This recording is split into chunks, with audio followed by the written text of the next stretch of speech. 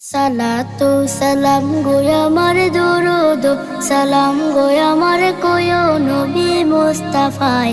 তোমরা যদি যাও গো মদিনায়, তোমরা যদি যাও গো মদিনায়, মদিনা শরীফের মাটি আমার চোখে মুখে বুকে মাখিও। এমন পবিত্র মাটি, এমন পবিত্র মাটি আমার নবীর রওজায়।